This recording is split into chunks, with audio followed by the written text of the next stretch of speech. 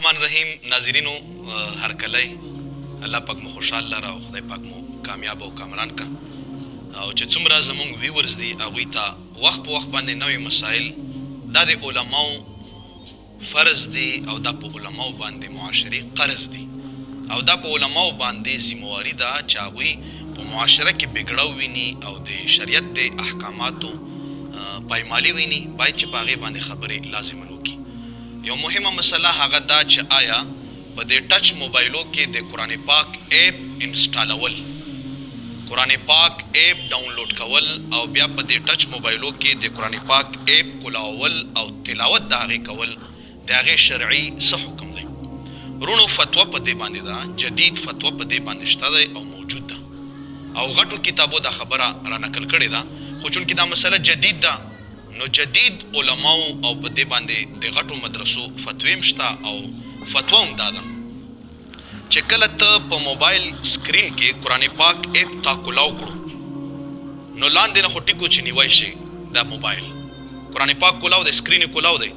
ته بیا اودسه مې نیوی شي داسې، خو د قرآن پاک یعنی دغه سکرین لا چې قرآن پاک پکې کولاو دی دې له ګوتې ور وړل چې دا نشي کولی،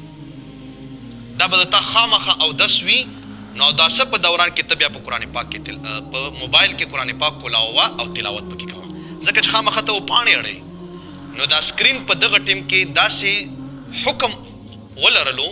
لکه څرنګه د قرآن پاک مخ مبارک دی. البته تا دا ایپ بند کړو، دا موبایل تا سره دی، ته بیا اودس هم راخیستی شي، ته دغه موبایل ځان سره که تا سره باتروم له ځان سره یوړم ځکه چې هغې کې قرآن پاک خو څه ښکاره نه دی، هغه د ایپ په شکل کې دی چې د ایپ په شکل کې شو. لہذا د دې مسله هم دغه ده،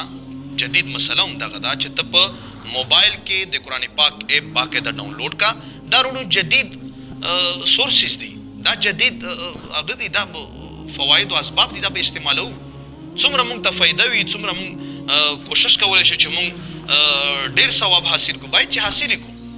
نو په دې باندې بیا هم زه دا خبره کوم چې هر سړي ځان نه قاضي او هر سړي ځان نه یو لوی مفکر اسلام او شیخ الاسلام جوړ کړی دی او د ځان نه وایي چې هغه ناروا دی او دغه ناروا دی. رونو واورئ او په واضحه طریقه باندې چې څوک هم بغیر د علمه دا ناروا او روا کوي که نه نو د لپاره ډېره سخته تنبیه ده. په اسلام کې د داسې خلکو دپاره ډېره سخته تنبیه ده. ځان نه ناروا او روا نشي ویلی چې تا سره علم نه وي، چې علم وي سره دلیل وي سره روا او ناروا ویلی شي. نو قرآن پاک ایپ چې دا په موبایل کې ډاونلوډ کولی شي، استعمالولی شي، چې کولاو نه بیا اودس هم موبایل راخیستی شي، خو چې کولاو د کړو او لاندې بیا نیوی شي بیا اودسه، خو چې سکرین له ګوتې ته ور وړي نو بیا به د تا اودس وي. الله پاک د موږ تاسو له دواړو جهانو خوشحالۍ راکړي او الله پاک مو په دواړو جهانو خوشحاله کړي.